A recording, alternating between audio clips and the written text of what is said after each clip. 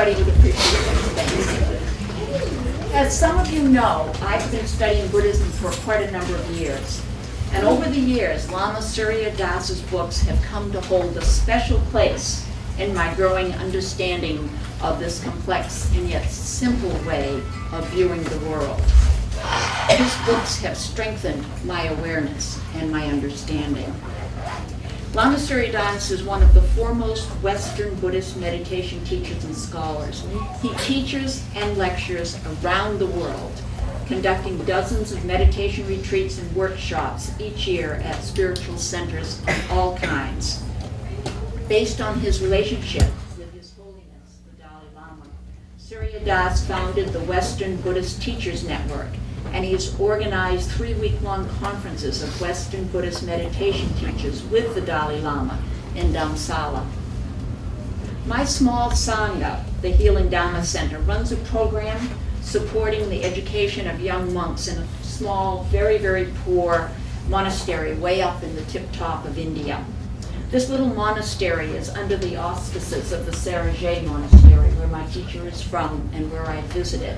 In his new book, Buddha Standard Time, Lama Surya Das offers a way out of the frantic, stressed-out pace of modern life. Buddha Standard Time shares one of the great realizations of Buddhism, an insight that we all can learn to apply. The minutes and hours of our days do not simply march from future to present to past. Rather, each moment is intersected by a fourth dimension. By learning to live in this dimension, we reduce the amount of stress in our lives and find greater focus, fulfillment, creativity, and even wisdom. Please welcome Lama Surya Das.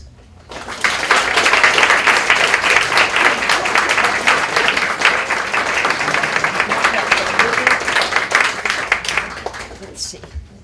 Thank you very much, and thank you also for supporting Tibetan refugees and higher education and all the good things here, including having this speaker series and inviting me here, and I really appreciate it. Thank you.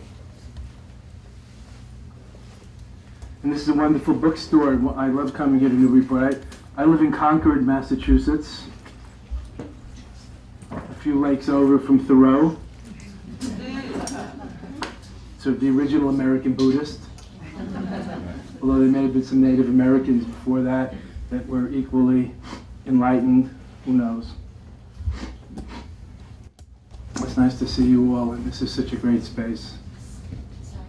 To set the mood, let me chant an ancient, timeless Tibetan chant and invocation, a blessing, the 7-line prayer to Padmasambhava, the lotus-born guru, the founder of Tibetan Buddhism and my own Dzogchen lineage, the lineage that I'm lucky to be a part of and to inherit. And we at the Dzogchen Center try to share on these shores. So please make yourself comfortable. Let's have a few moments of mindfulness, a few moments of contemplative sweetness. Make yourself comfortable, unless you have other plans. And just relax and let the shabd, the sacred sound, the spiritual music wash over you and through you. Meditate, pray, relax, center, breathe. Let yourself arrive here and now in the present moment, which is actually, in any case, the only place one can ever be, where we knew it fully.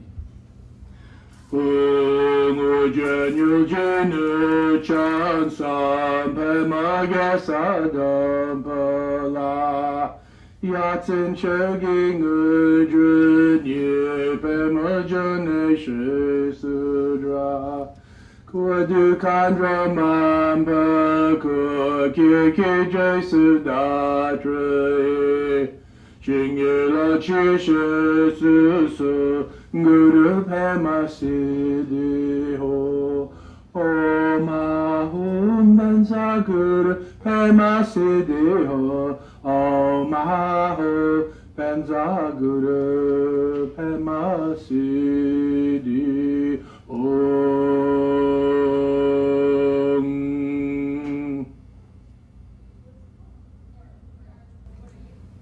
May the Buddha's blessings ever awaken and illumine our minds. May the enlightened one's blessing and inspiration ever unfold in our good hearts. May the inconceivable blessing of enlightenment itself, awakefulness itself, dispel the momentary illusion we've ever been separate, incomplete, or apart. Including all in our prayers and practices here together tonight. May we all together complete the spiritual journey. Homage to the Buddha in your seat. Don't overlook her.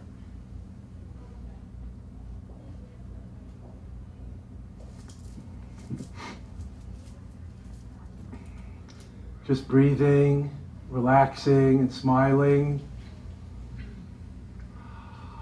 Enjoy just being for a moment. Relax, breathe, relax, and smile. Pretend you're enjoying it, at least. Why not? Why pretend that you're so miserable? Life is so hard. Smile, light up, look as enlightened and blissful as you can. Appearances are all. How sweet it is, as the great Bodhisattva used to say. Maybe you remember him, Jackie Gleason.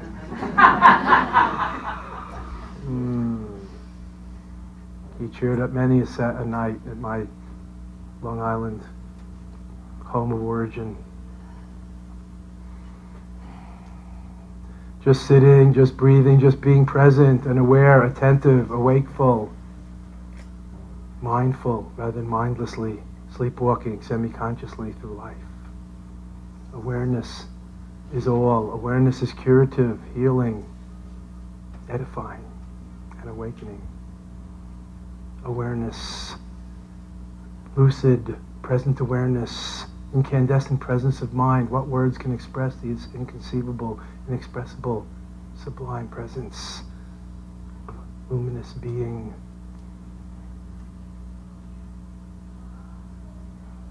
Nothing more to do, figure out, or achieve. Just breathing in and breathing out, just sitting, just breathing, just being aware, awake, attentive, present, sinking your roots in the good earth of the present moment and imbibing its delectable, nourishing essences. Fully inhabiting the present moment, coming home to yourself, one with oneself and all. Imaho. How sweet it is. This breath, as if the only breath. This moment, as if the only moment. Nothing to do but enjoy the view of the sacred, the great perfection of things left just as they are. Just for now. Letting go, letting come and go, means letting be as it is. There is nirvanic peace in things left just as they are, as Buddha said. Nirvana, here and now in this very instant, imaho. Yes. Natural meditation, Buddha's meditation, Dzogchen meditation, nowness awareness is the true Buddha within.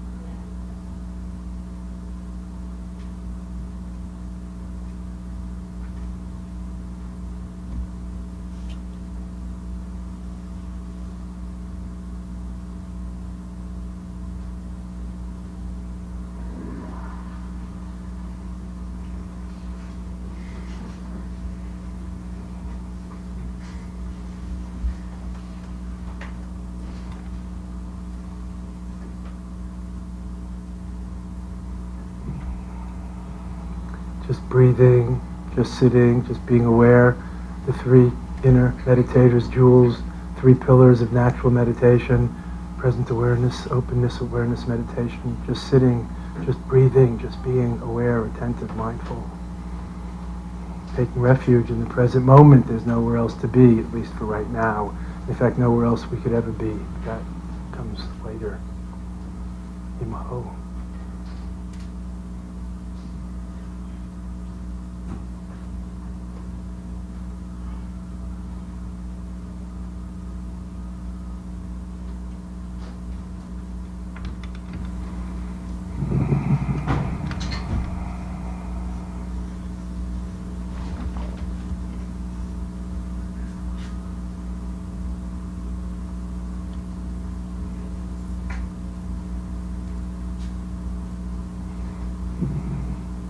Turn the searchlight, the spotlight inward, deeper.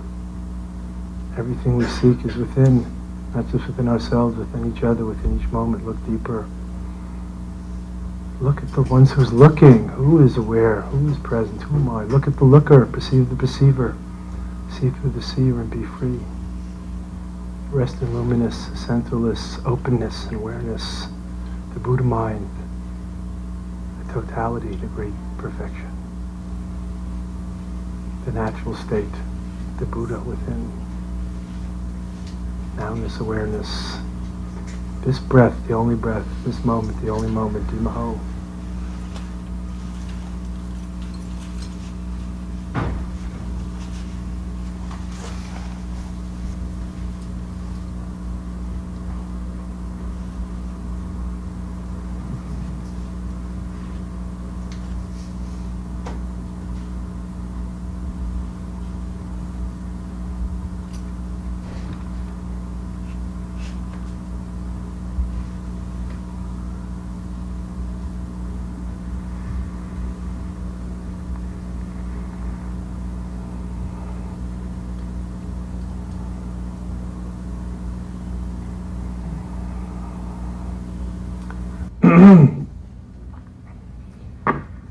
Jonjo Samchok Rinpoche, Makye Panam Kye Gyuchi, Kye Panyam Pa Me Paya, Gane Kandu Pawasho. May the lamp of spiritual illumination be lit wherever it has not yet been ignited, and where it has arisen, may this precious, altruistic, compassionate heart be fanned into flame, ablaze, and illumine all beings everywhere with whom we are inseparably interconnected, who want and need the same as we do. So we may all together in one single circle, one mandala, complete the spiritual journey. Again, I bow to the Buddha in your seat. Don't overlook her.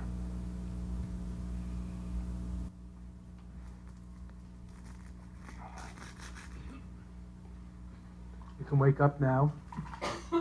We had a little rest. Rest is sacred, as it says in the ancient Hindu scripture, the Upanishad.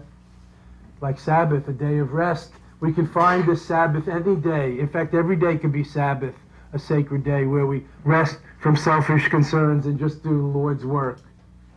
Lord Buddha, if you don't like Lord God, I don't mind. If you don't like the higher power language, take the inner power language of Buddha nature, no problem. Rest is sacred. Why are we always running on the treadmill of events, staggering forward under the momentum of our own conditioning and habits, mistaking mere movement for meaning? Not that we have to do nothing. Doing nothing is just one more ego strategy. Trying to do nothing is hard work, isn't it? Staying in bed all day is not the answer either, no matter how depressed you might be. Just makes you more depressed. I've heard. I wouldn't know. Today's subject is the joy of spirit, the buoyant uplift of nowness awareness, of how we can live in the now, which in any case is where we already are, so we might as well get with it, instead of living in the past and the future as we delude ourselves to think. You know, remembering is also happening in the now. Planning is in the now. We're not in the past. We're not in the future. Let's not fool ourselves.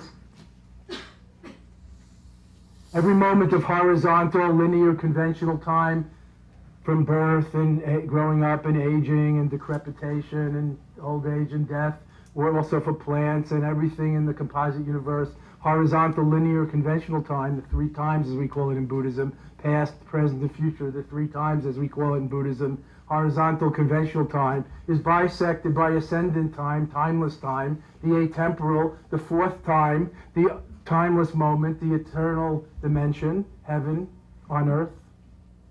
Every moment of horizontal linear time is bisected by this timeless time. That's the crossroads upon which we live. Would that we knew it. We could find the infinite in every finite moment. Like Blake sang, William Blake. He, one quote, move the oatmeal around, get a different raisin out of the mess. What's left of it, Swiss cheese, oatmeal, I don't know what's up there, nuts, flakes, fruit.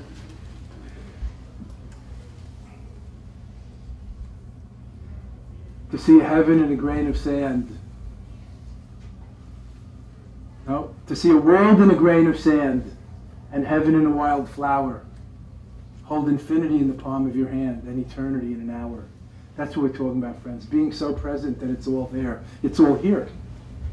Not later after we die and sit at the right hand of whoever we like. Whatever our perfection, reflection might be. Whatever our archetypal image or icon might be. Wherever our ideal image might be. Not only after many decades of schlepping to enlightenment, through spiritual penances, flogging ourselves for all of our sins. I won't mention any names. But here and now, how long does it take to wake up? How long does it take to be grateful, to awaken in the presence of fill in the blank? So I wrote this book thinking that Buddhism has a lot to say. Timeless wisdom, contemplative traditions, meditative awareness teachings have a lot to say about how to deal with our perception that we don't have enough time. Everybody today says we don't have enough time. But where the hell did all the time go? Did it all leave Newburyport?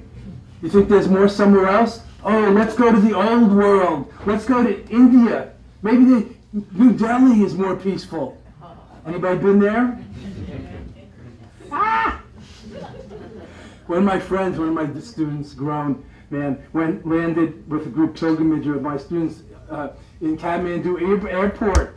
And he almost got on the plane and came back. He never even made it out of the airport before he was like debating whether he could, honorably escape from what he had to do now, which the long-awaited pilgrimage to the Holy Land of Nepal and Tibet, because it was so noisy and cacophonous.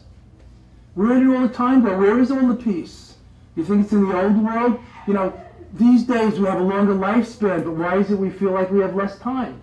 We have all these leisure-saving devices and instant communications, telecommunications, and faster travel. Not to mention fast food, instant coffee, and all the rest. But why do we feel like we have less time? We are the same 24 hours a day. So the thesis I'm talking about here, the shift, the reframing, the conscious reframing, as I call it, we can do, is to realize it's not time we lack, but focus, awareness, and priorities. Time is life. Time is the most valuable natural resource. And it's endangered. We waste it, we squander it at our peril. Why don't we guard our time like we guard our money? Not that we necessarily do the greatest job about that, but let's imagine that we guard and take care of our money and try to keep it somewhere safe. But why don't we guard our time? Time is even more valuable and irreplaceable. Time is life. And yet it seems to be slipping away. We feel like we're losing time all the time, like a leak from a tire that we're not aware of. Losing time. Or we delude ourselves that others take our time, have our time. Rather than realizing our time is our own. It's up to us how we use it or abuse it.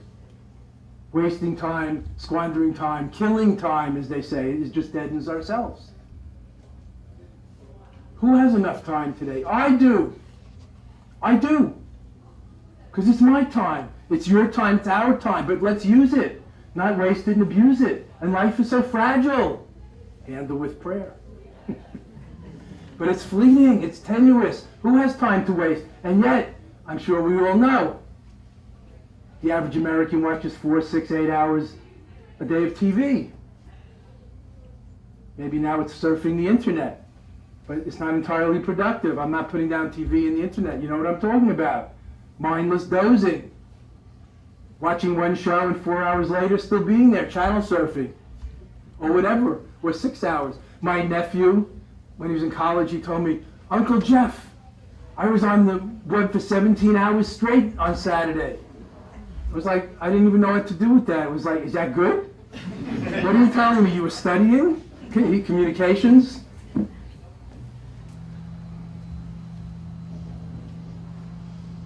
Time is life, and it's an endangered natural resource, but it's in our hands how we use it. And we all have all the time in the world, if we can tune into this timeless now. I'm sure you've experienced it yourself. There are cosmic moments in your life, and I don't mean once in 20 years, where you're not really in time, you're not thinking of the past and future. Maybe through sex, maybe through love, maybe through being transported by beautiful music, maybe through fear when you see car headlights coming right at the door of your car on your side at night. The timeless is there all the time, but we're out of touch with it. We're always on to the next thing. We're never really where we are. We're always where we aren't. Let me give an example. I don't know if you have traffic in Newburyport. It's such an idyllic panacea, you know, like oasis of idyllic, nirvanic peacefulness, especially in the summer. Near the bridge to Plum Island. But you know how it is. Maybe you commute to work, or you go shopping in rush hour, or Sunday to the beach. I don't know what you do here. Probably you all go out in your sailboats and you sail over to a sylvan beach, and you just, you know.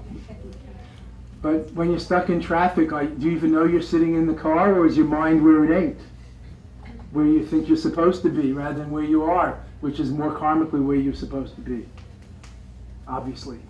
Or you would be somewhere else. Not that you have to stop the car and put it in park, but when you're sitting in traffic stuck at the bridge, I don't know, the bridge probably comes up going to Newburyport to let the tall sailboats go through, or it's the other bridge over the Merrimack, whichever. Then you're sitting in your car, and you have one foot on the gas and the other jammed on the brake, and you're gripping the steering wheel. How is that helping you getting anywhere faster? And you're thinking about where you're not and how you should be there. Always being where we're not, never where we are, living at a certain distance from our body, like James Joyce's Leopold Bloom. I'm in a bookstore here, so I like to, kind of read the orders of some of the books. Otherwise, I would know, like, who can read those books? Ulysses. Anybody here ever read the whole Ulysses?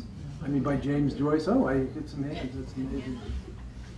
Is that the one that's all one sentence, or is that Finnegan's Wake? That's like 500-page sentence. We have a life sentence here, and it's not prison. What we make of it makes all the difference. And it didn't just begin when we think, and it doesn't just end when we think, but that's another subject related to time. I talk about it in here. But I want to stress the nowness, and in this book I try to address this problem of how we feel like we don't have time, although it's not time we lack, but focus, awareness, and priorities. And how we can stop and drop into the timeless zone, Buddha standard time, here and now, anytime.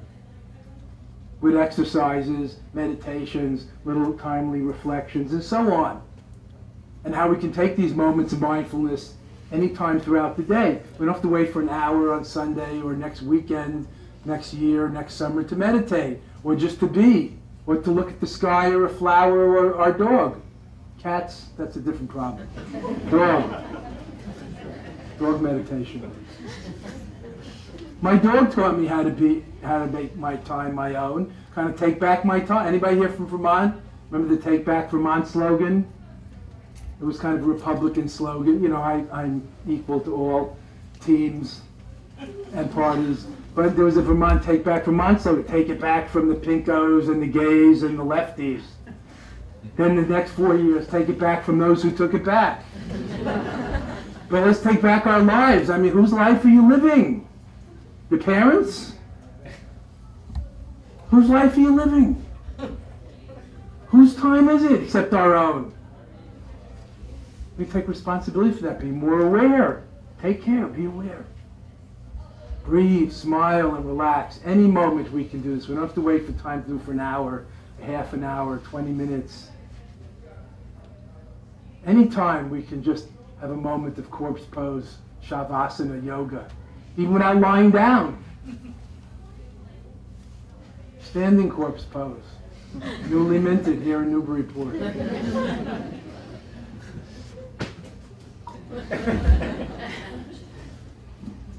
Harder to fall asleep. Being is the essence we're talking about. And we already are, but we don't know it. We're not that used to it. We've so much learned to be a human doing, we've lost touch with being a human being. So I talked a lot in this book with different pointers and exercises, how to create space in the pace, for example. How to go into breathe, relax, and smile mode for a moment here and there. Moments of mindfulness. Take a breath break to perforate the solidity of a claustrophobic day. To let the fresh air of spirit and awareness and relaxation flow through. Moments of mindfulness, breath breaks to perforate the solidity of a claustrophobic day. How long does that take? People say to me, how can I meditate more? I'm already doing so many things. Do I have to wake up a half an hour earlier, stay up half an hour later? I don't know, maybe. But I didn't say you should meditate. Not to mention meditate more. We're talking about wakefulness. We're talking about awareness. We're talking about reframing what we already do, seeing things differently, not just seeing different things. We're going different places. Not some holy land elsewhere, not the Himalayas, not Jerusalem, not Mount Shasta, Mount Monadnock. I don't know what the holy land here is in the Bay Area here. The tip of the bird sanctuary of Plum Island, maybe. Marvelous as that is. You know, you can go up on those observation towers to get closer to heaven if you look at it that way. That's not much closer. But ascending the inner high ground, that's the meaning of Tibet, the inner high ground. And living there, not just visiting. Ascending to the inner high ground, living the enlightened life, and so on. Which is, again, coming back to being in the now. Being where we are, not where we ain't. Being who we are, not who we ain't. Seeing things as they are, not as they ain't. Seeing things as they are, not as we would imagine they should be. Of course we can have our dreams and aspirations, but we need to see how things are also to affect dreams and aspirations properly. How to make space in the pace, fast-paced modern life. Take 5 or 10 seconds at different times of the day. We don't need an extra half an hour in the morning to meditate. Practice mindful walking. Instead of killing time standing on the grocery line or on your commuter trip or commuter rail or whatever you do, waiting in the airline terminal. Use the time instead of reading the National Enquirer about who was born with 5 heads from Jackie Onassis's womb or something. Breathe, relax, and smile. And then the advanced course, after you've trained in that, breathe, relax, focus, center, and smile. Who's not ready for that? Breathe, relax, focus, center, and smile. And then we can go even further into looking into who we are, the nature of identity, prayers, mantras, whatever our inner life calls us to. Awakening in the presence of God, as Father Thomas Keaton, the great Christian meditator, calls it, Christian-centered prayer. Awakening in the presence of God. How is that different than here and now mindfulness, moment-to-moment mindful practice, so-called Buddhism? All these paths up the spiritual mountain meet at the top. And every step of the way is the way. There's no top and bottom. It's a hologram. It's a mandala. It's all center. No outside and inside. No periphery. That's the teaching of this timeless time that intersects, bisects, suffuses every moment of conventional linear human time in which we age and die. This is the deathless nirvana time. Buddha called it deathless nirvana. You will hear Western Buddhists say and repeat endlessly like a catechism, everything is impermanent, but Buddha never said that. Buddha said there are a couple things that are not impermanent, and nirvana was one of them. Deathless nirvana, he called it. Deathless peace, bliss, and ease. Another example he gave was space. All composite things are impermanent. It doesn't mean that there is no changeless reality. Think about that, please. He said, Anicca, Vata, Samkara, Upada, Ayavamano. All composite things are subject to change and decay. Not everything. There is a part of us that will remain standing when we lie down and breathe our last and become dust or ashes. We can tune into that in this time, this moment. I can talk all night, but I want to say a few more things. I'm not going to read from the book. You can read the book. Everything I said is more or less in the book. But I did want to tell you, I'm not going to talk about my gurus and Dalai Lama stories, and you can ask about that, or what my name means. I know that's very important to many people. But my dog taught me how to reclaim my time. As I started to say before I went off on some and this is all a tangent. I actually have a whole talk here prepared, but it's all the same stuff because it's alive. As my dog taught me how to reclaim my time, I used to think it was a chore to walk my dog in the morning and at night. Who has time to walk a dog? Why doesn't it walk itself? Or hold it? Or learn to use the potty like the cat in the Family Fuckers, or whatever that name is. The Meet the Focker Parents, or whatever it's called. You saw the movie. Very funny. Meet the Parents. It's a must-see for spiritually minded people. To cheer you up. You're way too serious, you spiritually minded people. Not to mention philosophers and intellectuals, like you all review authors here. Meet the Fockers. James Joyce. Just think about James Joyce and Beckett. If they had if they had met the Fockers, they probably wouldn't have drank themselves to death. Instead of waiting for Godot, would have been waiting for Fokker. We're not waiting. Why wait for Fokker? We're all fucked already. So my dog this is why I prepared this Dharma talk. I know usually I just speak off the cuff to save me time, but I did prepare this talk. I even typed it out. Time is the ultimate endangered natural resource, and how we can save it. An inconvenient truth 2.0. Time medicine for the hurried era. It's as if we think we're in a time famine, but where did all the time go? We already covered this. Forget about that. My dog taught me how to reclaim my time and not think that I was giving someone else and that I had better things to do. Sure, I had better things to do. I could meditate and I could struggle to get comfortable, and then I could, after a long time, get, to some place inside where it's beautiful and everything is at peace and luminous and transparent. Or I could go out with my dog in whatever crazy weather and walk by the lake, and as soon as I see the light on the lake, I'm there. I mean, the dog was already there. I don't have to mention the dog. And I start to realize, this is not a chore. This is the best time of my day. I can savor this. I should find longer walks to go on. Not as soon as the dog poops come back and start getting to my writing rack. Writing is like torture on the rack. I don't know if any of you are artists or, work at all. I know this is Newburyport. You're probably all inherited seafaring fortunes.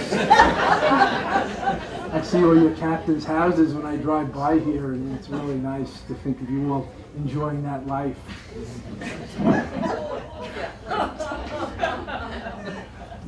I hope so. Need and greed, we need to think about that, balance that. That's another segment. Even with time, need and greed. We all have valid needs, but what becomes mere greed, where it's never enough? Expectations, entitlement, and so on.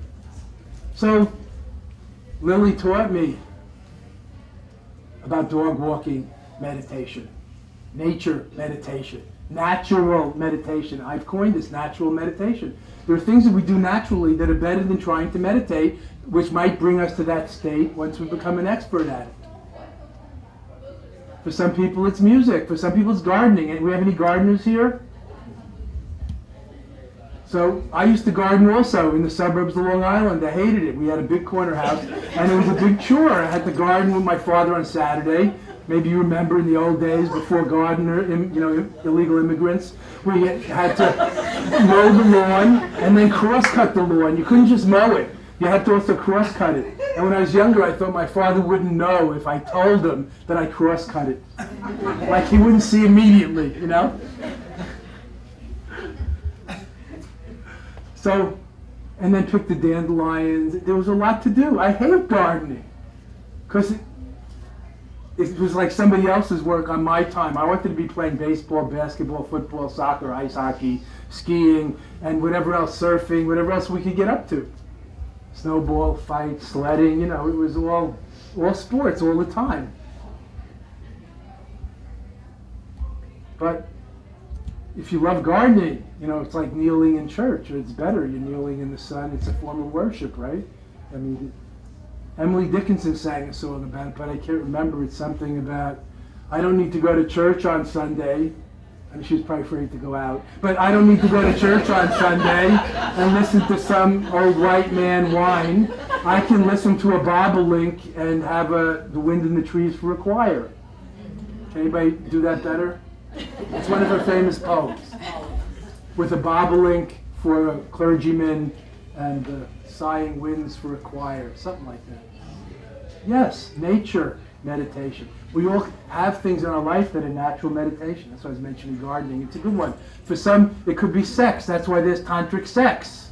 I don't want to go into that. We're in a holy place here. I don't want to mention dirty things. Just joking. Tantric sex is an important part of spirituality in some traditions, and you can, because it transports you beyond yourself. You forget yourself, you sort of lose yourself and find something bigger at the same time. It's not like losing yourself in a bottle into oblivion and drunkenness.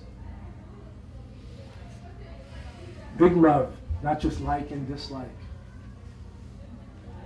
So there's a lot of natural meditations we can talk about. I talk about that in here, how we can find it perhaps. The holy now. A beautiful moment that one of the poets called aesthetic arrest, where you're just riveted. I forget who said it, but it's in the book, you can read it. Ezra Pound, T.S. Eliot, I don't know, they're all the same. You can find it in Cliff Notes. This is kind of the Cliff Notes of all about Buddhism, because Buddhism is about time management, how we can deal with our fleeting, impermanent, precious human life, which is very mortal, and realize the deathless nirvana. Time management, to be funny. Like Buddha's Eightfold Path. It's the oldest extant business plan, I heard in some mindful business journal. I like that. Buddha's business plan, 8 steps to enlightenment. What's his business? Finding happiness, fulfillment, and nirvana. It's a good business, and it's a good plan. It's lasted 2,500 years. Longer than many other business plans. And it never wears out. It just gets better and better, like good wine. So this is really old wine in new bottles for today. How we can deal with this illusory problem that we don't have enough time. Claim our time back. Like I said, I realized this is the best time of my day. This dog walk. This is not a chore. Now that I don't have a dog anymore, it's like I get outside and walk a lot less. I'm much more in my head. I have to find other ways to make that happen.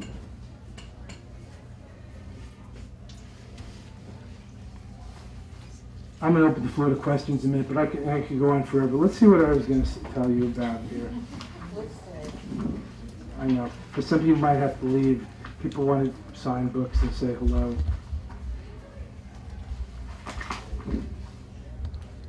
We would all like to live in the here and now. We've all heard that every moment can be the gateway to heaven or a stepping stone to heaven. We've all heard about The Power Now by Eckhart Tolle. It's refried Be Here Now from Ram Dass, the spiritual pioneer of the 60s, who helped introduce Eastern thought, Buddhism, and yoga to America. This is an evergreen subject going way back. I have a quote here from Plato. There are many people who have said, Leonardo da Vinci said, in the moment there is no time. He was in touch with the timeless moment. What a great thinker he was. Imagine him when he was channeling his muse. You think he was worried about future book sales or selling his statue? Whatever Da Vinci did, I don't know. Maybe that was Michelangelo. Yeah, you see one, you see them all. I don't think he was worried about that, although he took care of business. He probably had a workshop of apprentices and all that. But, you know, when you're really in the flow, that is the sacred zone. That is Buddhist standard time. We all have natural ways to be in that. Don't miss that. Don't try to replace your head with my head. That would be unnatural. That's why there's a Zen saying. Buddha nature is human nature. When you become really you, Buddha becomes Buddha. Zen becomes Zen. This is not about imitation, it's about authenticity. When you become really you, not your usual bent out of shape, defense mechanism laden, addictive or neurotic you, but the real you, the one that remains standing when you lie down and breathe your last. Your best self, the high, what did Abraham Lincoln call them? The better angels of your true nature. That's in all of us. The Buddha within. It's not Buddhist, it's universal. George Fox, the Quaker founder, called it the inner light. It's universal truth. And we can find it in every moment. That's what I call being there while getting there every single step of the way, not waiting till after we die, till after we get enlightened, till after we've meditated, done yoga, fasted, or gone to therapy for decades. Woody Allen's gone to analysis every day for decades, and look at him. Very popular in Europe, by the way. They have a little different morality there. So I could talk forever. There's a lot of stuff in this book. But I do want to share one thought, and that is, of course, we do have all the time in the world. It's just a matter of how we use it. But I've noticed mindfulness stock is very much rising today. Not Buddhism, not Hinduism. Yoga in the last few decades, and now mindfulness, being studied and supported by the Institute of National Health and Mental Health and universities, and studies, neuroscientific studies on the benefits of mindfulness and altruism and how we can raise our happiness set point through being more attentive and aware. You can find all this. It's well documented. I want to advocate that not just trying to take up another practice that takes up time. Of course, if we can make more time, let go of some of the extraneous things we do, that's fine. But I'm not a time management guy. I'm talking more about the inner shift, the inner chiropractic adjustment that could change everything. When I become clearer, everything becomes clearer. That's the magic of potent transformative spirituality. When I become clearer, everything becomes clearer. Isn't that clear? That's not some kind of mysticism or something, belief system. I want to advocate that you cultivate mindful awareness, presence of mind. Do this work on yourself, and it will have many repercussions, positive repercussions. Spiritual practices with benefits, I call it. Practical repercussions all around you. Mindful eating. Mindful listening.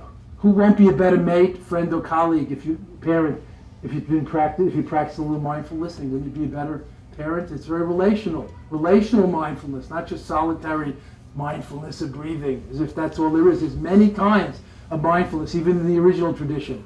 Mindfulness of walking, of standing, of eating, and so on. Mindful driving. Anybody heard of that? No, but we should. I guess you didn't read Oprah magazine. There was a short paragraph on it last year, mindful driving. Oprah went to a mindfulness weekend. She did. Maybe that's why she's retiring now. Mindful retirement to start her own TV network. Mindful waiting. Waiting is a great practice. It's one of the things I learned in India. Waiting. What am I waiting for? I've been waiting for years to graduate from college and come to India. Now I'm in India. I'm still waiting. Waiting to get the next place in India. Isn't that our lives? In a nutshell? Always being where we're not, rarely being fully where we are. So this practice brings us home back to ourselves, our true selves. I don't need to mention bird watching, knitting and crocheting, extreme exercise. There are so many forms of natural meditation where we're intensely alert and present. Bird watching. Any bird watchers here? I'm sure you've noticed. This is something I learned from playing hide and seek. The more still you are, body and mind, the more you see, right? Not like this. The more still you are in body and mind, the more every movement becomes very apparent. Doesn't that translate to the more still you are inside, the more you can read minds and you're aware of what's going on? So, mindful everything. is the active agent of awareness. Mindful application, relational mindfulness, moment-to-moment mindfulness. That's the secret, that's the main factor of enlightenment in Buddhist awakening tradition. That's the way to train ourselves to really live the enlightened life, not later, but now. And it's always now. It's now or never is always. So this is my time. This is your time. Let's not pretend. Let's not delude ourselves that other people have power over us. Time is a great servant, but a poor master. The problem is we're too often under its power. Let's get our hands on the steering wheel of our lives and exert more agency, get more traction on the path of our true life. Thank you.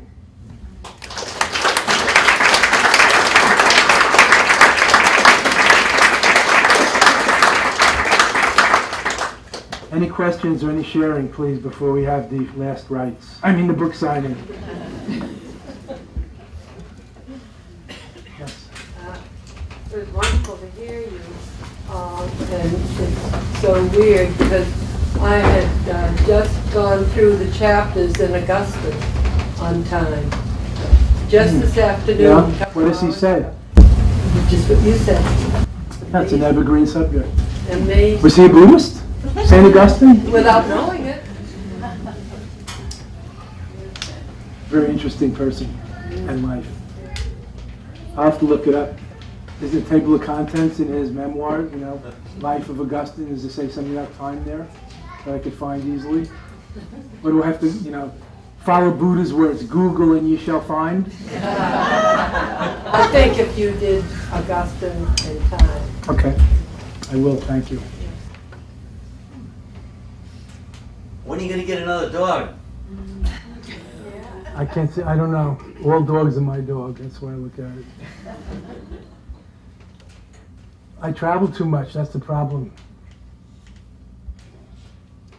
Maybe I could borrow your dog. You have a dog? Oh yeah. I need a dog. He likes everybody better than me too.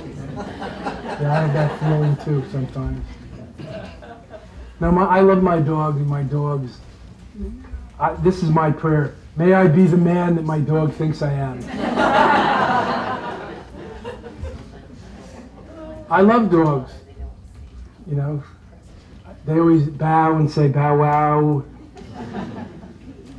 A dog is God spelled backwards. Sorry, I had to put that in. You can read all about this in the great anthology called God. It's by Bark Magazine, the New Yorker magazine of dog lovers. They did an anthology of what they call the great writers of the world. Somehow I fell into that, I think because they wanted a Buddhist. So I got to write an article called Dog is God spelled backwards or something like that. I don't know what it's called. If you're a dog lover, you might want to read that or check out Bark Magazine. It is the New Yorker magazine of dog lovers. There's a lot of excellent artists, thinkers, and writers who love dogs, so that's what they put in that magazine, pieces by such people about their dogs often. It's really interesting. I wrote about my number one best dog, Chandi, the late great Chandi. Cats are okay too. Cats? Yes. Cats are okay, but they have one main defect. They're not dogs.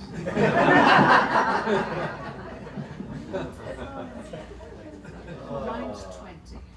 Wow, that's great. Must be a wise old cat. I don't know how wise he is. There's another situation with cats. I don't know if there's a defect. That might be my judgment. But you know how dogs have family, have owners. Cats have staff.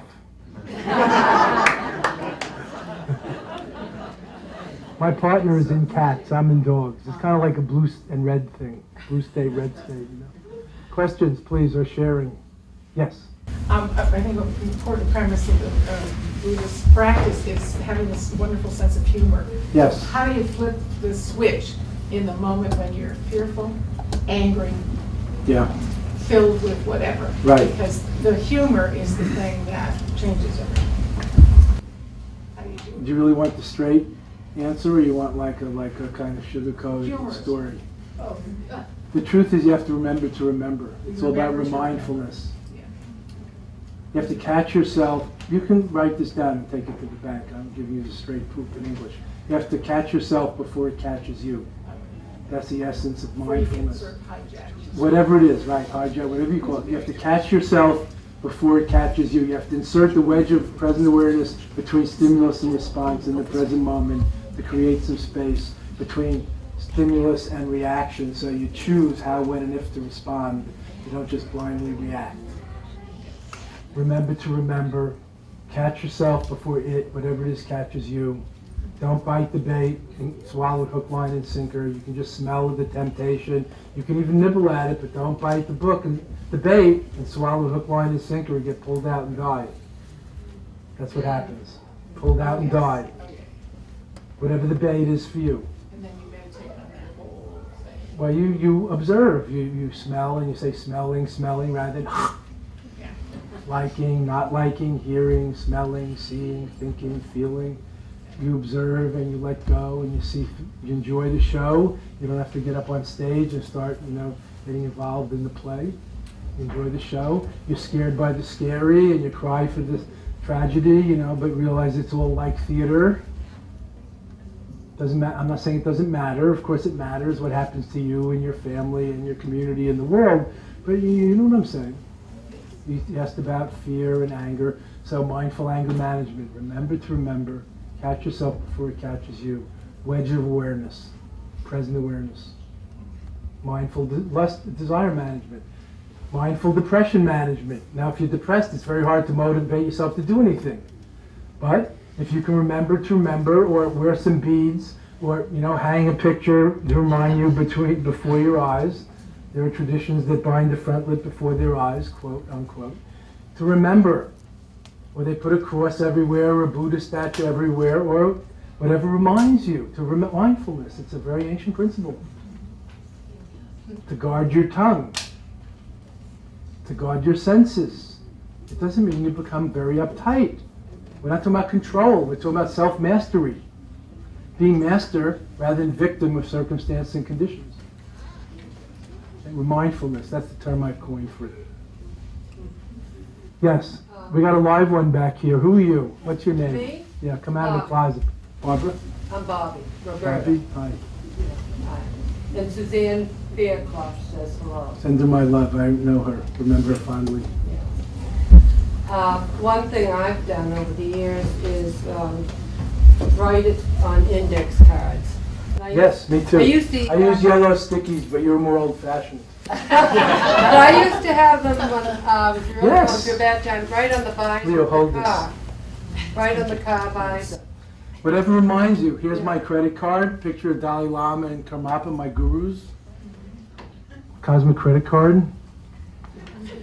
Here's a little yellow sticky that I got off a pad from my guru, late Khyentse Rinpoche, about 20 years ago. Still have my wallet. Because sometimes I'm sitting around in those waiting rooms of life and I'm feeling bad. And I look in there and it cheers me up. Remember to remember. I also have a plastic card in there that says the Reinhard Niebuhr's, what's it called? Gratefulness prayer or whatever. You know what I'm talking about? 12 steppers? What's it called? Give me the Serenity prayer. Whatever it takes. Yeah. Index card. But how do you keep the index cards around? That's why you need the sticky index I card. use paper clips. What are those? One good line is that I got from another book was using $100 worth of energy on a 10-cent issue. Yes, that's what we do. helps me. I have that on the table. That's great. I see it every day. Yeah, I think of it as hitting a thumbtack with a sledgehammer. But that's more the male style. You're more in the shopping area, perhaps. No. Questions, anything? We're going to end soon. Don't save it till the lineup at the end. Yes? Are they allowed to ask questions up there? I thought they were that's like in detention or something. Okay. My name's Janet Johnston. Hi, Janet. Hi. And my question is, why do you think, or do you think people are looking for more peace in their life, or could they be just looking for more rest? And what's the difference between peace and rest? That's a good question. I don't know. What do you think? Are people looking for happiness? I'm Or they're looking for adventure. fulfillment and contentment. What's deeper? Pleasure or fulfillment and contentment? Or challenge. Okay, well, I ask you, what are you looking for? There are no other people. What are you looking for? I'm looking for adventure and knowledge. So seeking you shall find, as the Buddha said, or somebody. Knowledge is a great adventure. And there's so many kinds, you know, intellectual knowledge, intuitive knowledge, body knowledge, you know, emotional wisdom. There's so many kinds. But the whole you should not destroy life. Yes, that's a But tough how do one. we sustain ourselves if That's we don't right. destroy life? That's a good question. It's supposed to raise that question, to raise your conscience about recognizing life and seeing when you destroy it. Sometimes you can't help it, like when the plane you're in kills some insects or birds, or the car you're in rolls over some ants, or the flush takes away some, I don't know, some of the fleas in your flea-ridden house. I don't know, captain's house. You know what I'm saying? A lot of these, it's not thou shalt not. These are Buddhist precepts where I shall endeavor to cherish life, not I will never kill, because that's not a vow anybody can keep. What happens when you have amoebic dysentery? Do you kill the amoebas or not? Do you nuke them with antibiotics, or you just hand over your temple to the cockroaches? So again, cherish life, and all forms, not just human. And of course, that can get very complicated, but I'm not going to ask the questions now. You think about it. Ethics, different areas, capital punishment, euthanasia, abortion, vegetarianism, animal rights, human rights, women's rights. What is killing? Cherish life. Thich Nhat Hanh calls it the positive training precept. I shall endeavor always to cherish life.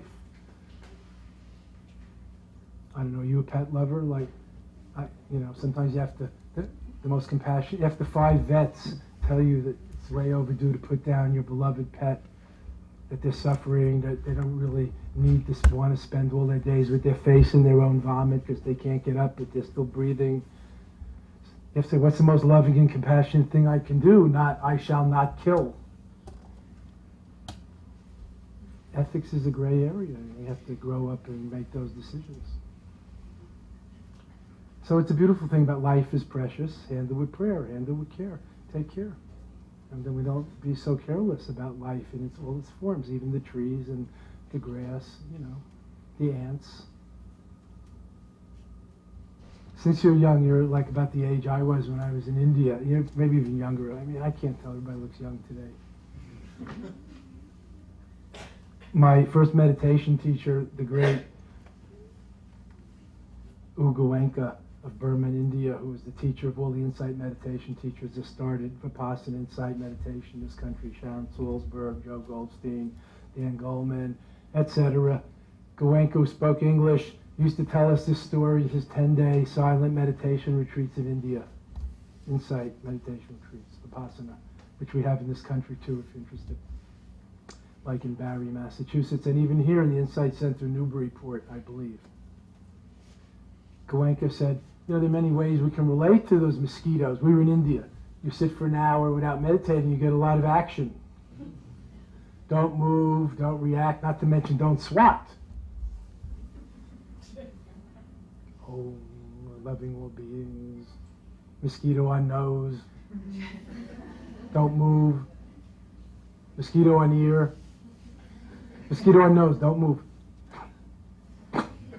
Not moving, I'm just blowing. Don't move, but get rid of it. See, that's an inner movement, isn't it? So what do? So Goenka used to say, well, you know, there are different ways to relate to what happens to you. Maybe you could realize it's just a little tiny mosquito and wish it, when it lands on you, to have a good drink and a safe flight home instead of this.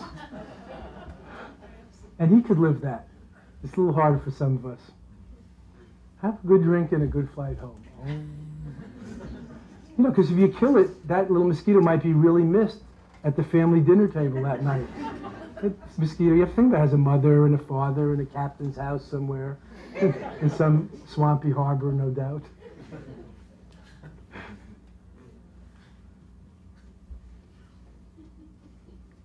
Yes. I'm trying to remember now. Didn't you go on a silent retreat for several years? Yes. Was it 3? Mm-hmm. Okay. Thank you. Or was it 3 lifetimes? Or 3 mind moments? I don't know, time is so telescopic, so relative, so subjective. You know, like the watched pot never boils, you know that saying? It never seems to boil because we're watching it. On the other hand, the teapot that we fill up and then we go and do something else just for a minute, it not only boils away all the water, but the pot starts to melt too before we come back because it goes too fast when we're not intensely paying attention. So the mind can speed up or slow down time. That's all part of this thesis I have about, you know, reframing and time is what you make of it.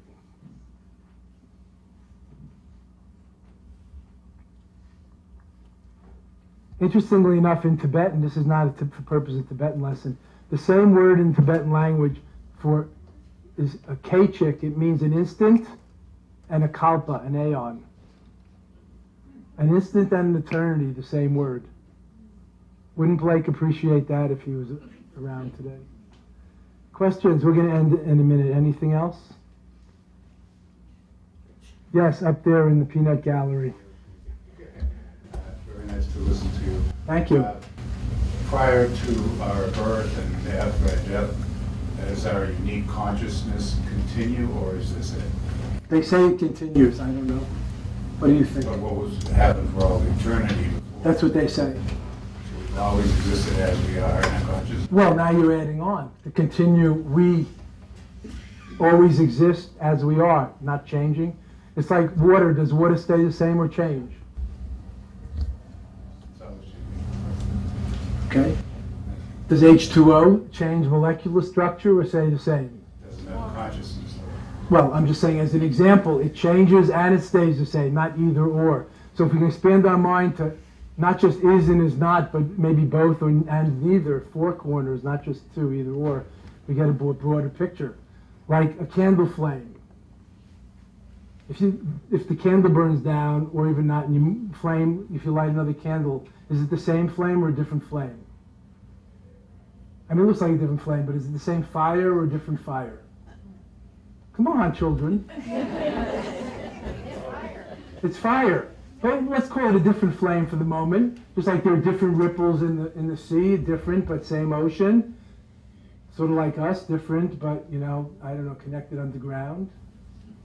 Like our root systems are one, but the different trees or whatever we are. Ripples. So similarly with the flame. But now let's look at the single flame. Anybody looked closely at a flame lately? Any of you 60s people? And you see that flame dancing and the molecules going, you know, all of that, whatever it is, oxygenation and, you know, gasation and, right, heat risation. It's not really a flame, is it? What is it? It's hard to say. It's a process. Similarly with our protein self, it's not a solid. It's not as solid as we think it is. Me, the little hard-boiled egg, golf ball that's inside me that's never changing. And when I die, this can be reborn. Hole in one in my reincarnation, like a golf shot. No, it's like the flame. Consciousness continues. Is it my consciousness? Could it light 3 candles? They say it can. Can 3 candles light 1 candle? They say it can. You with me? Consciousness is a mystery. It's like light more than solid. So consciousness is said to continue. And I think it's a good understanding of recycling and the bigger ecology of things. If we observe nature, we've sort of discovered the bigger ecology of things in recent decades and centuries. That's, I think, a helpful way of looking at it. It's not just our body, that, you know, dust to dust, and then sort of kind of like the clay pots that get broken and then become clay again or something. The bigger process. And within that, you know, in the infinite geologic time and space, billions of years and light years, and more than we can conceive, it doesn't really matter that much if we have a bad hair day, does it? Or as we say when meditators, a bad air day. I keep forgetting to follow my breath. Bad air day. Or a bad hair lifetime. How much does it matter in the sweep of billions of years? But Every moment counts. Everything we do counts and has implications. Doesn't it matter whether we kiss or kick our child before they go to school? Wouldn't it be insane to think otherwise? Oh, it's all one. Everything is equal. That's bogus bullshit. That's too much spiritual hokum. That's way oversimplified. Of course it matters. So, enlightened wisdom and spiritual wisdom is timeless wisdom. It's like higher life education wisdom. It's sanity. It's a higher form of sanity. It's not insane. It doesn't make us crazy or indifferent or complain. Acceptance, equanimity doesn't mean indifference and complacence. It can be very caring. Like the grandparents, more detached than the parents about the kids. So maybe we'll end here. Thank you. God bless. Buddha bless.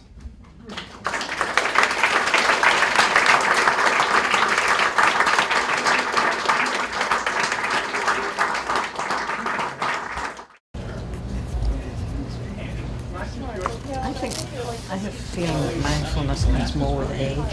Maybe think? because you have more time. Maybe. You slow down. I do. Feel less driven. Yes, More experienced. yes, What's more important. experience. What counts. Exactly. Which one pay attention to. Yeah. More wise. Yeah. What matters and what doesn't. You improved my name. That's why we offered to put the sticky note on and you refused. I know, but See, you know what? that's why we it's do it. Personal. It's personal, and I appreciate it. Hello, my name is Kristen, and this is my friend Harry, and we truly enjoyed ourselves tonight. We thought that the entire evening was very insightful and thought-provoking, and we commented on how refreshing it was to have such a down-to-earth speaker that could really apply just so many of these teachings to modern life. We feel very blessed to have been here. Do you have anything to say? I thank him because of his down-to-earthness. A lot of people came here, I'm sure, expecting mysticism from the Middle East, and we got with realism and a man who stood up and said what he believed.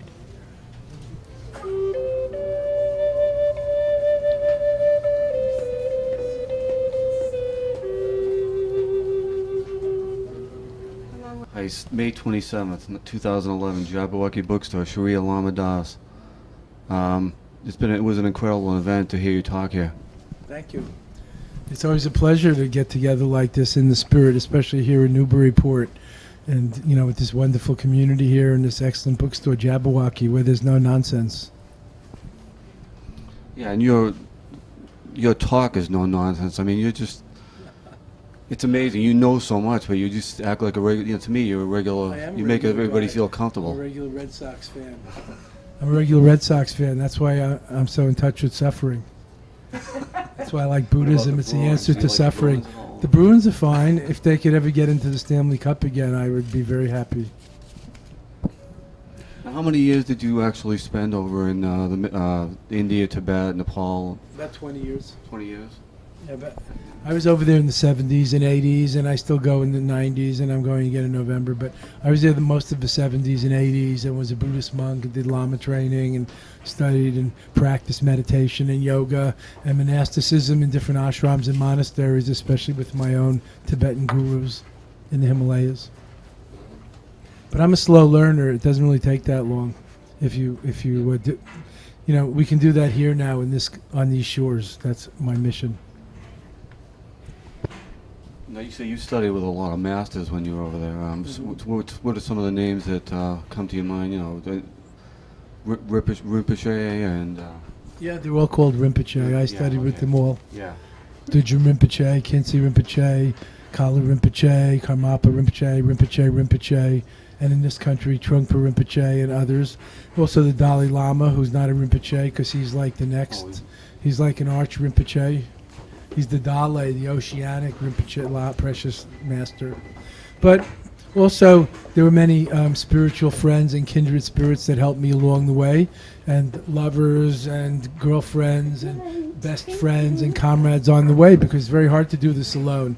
Spiritual life is something we have to do together. In fact, the Dalai Lama, Buddhism, people think of in the West, because it's new here, as something you just meditate by yourself, or it's some kind of self-help program, but it's really not that. It's a universal a vehicle. It's like we're all in the same boat. We all rise or fall, sink or swim together. So when we realize that, we start to have altruistic, compassionate concerns for everybody who suffers and is confused and anxious and lost just like us. That's why I've written this book, Buddhist Standard Time, How to Live in the Now, because we're so afflicted today by this feeling we don't have enough time, but actually it's not time we lack, but focus and awareness and priorities. And that's where mindfulness and awareness cultivation helps us to develop more wisdom and sanity and clarity.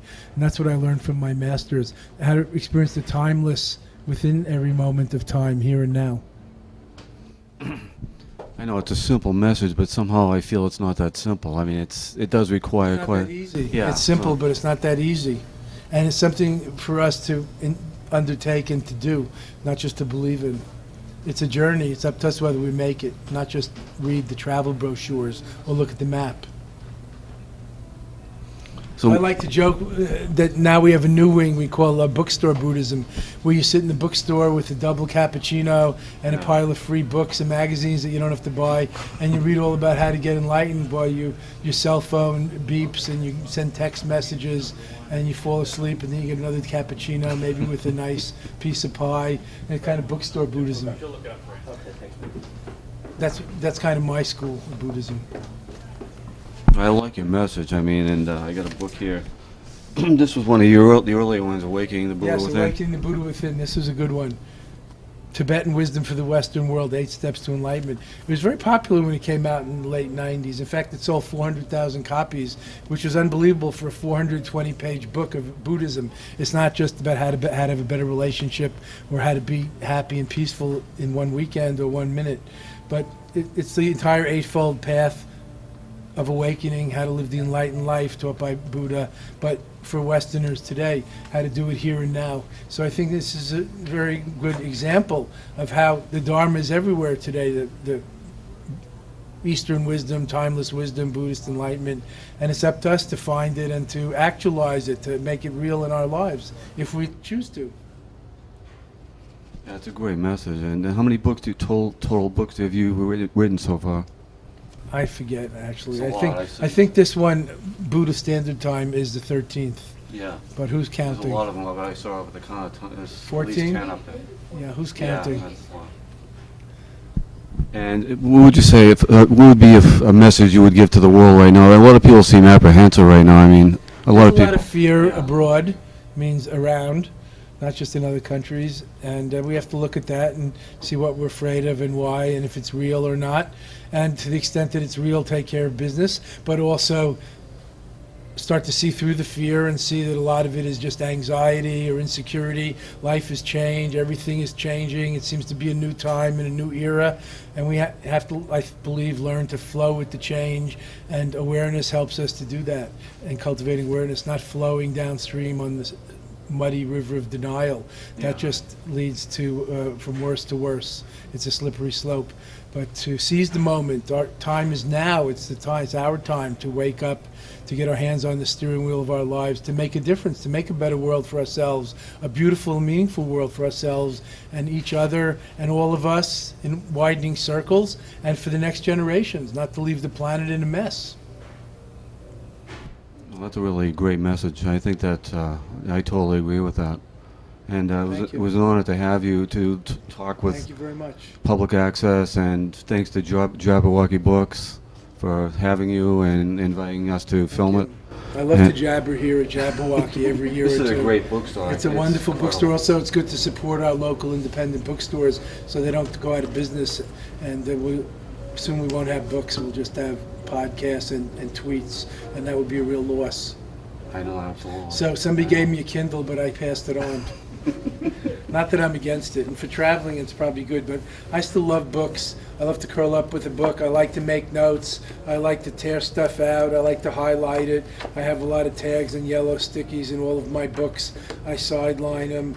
You know, I like to make them my own. And even if they wear out, you can just get another one in the modern times. We have printing presses. So this is a great opportunity for, to live in the university of life, not just on campus for a few years.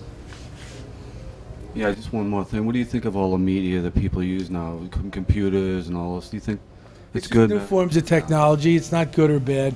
It is what we make of it. You know, priests at the time were against the printing press and universal literacy. Partly that was a power struggle. It's old wine in new bottles. People are interested in the same message, finding happiness, peace, security, and fulfillment for themselves and their families and their country, and hopefully the world and the environment, very important. So all the forms of media are forms of education, or they can be. So I'm not against it. Of course, you know, too much technology is just like too much anything. Too much milk and you can drown. There's nothing wrong with milk, but too much milk is also not good for you, or too much water, you know, you can drown or get waterboarded. So technology is just a tool. It depends on how we use it. And these are just new means of communication. So I try to use them. I have websites, I do podcasts and YouTubes, I write books, I go on the internet, I speak. We're using electronics now to tape this, so I'm all for it. That's true, that's true.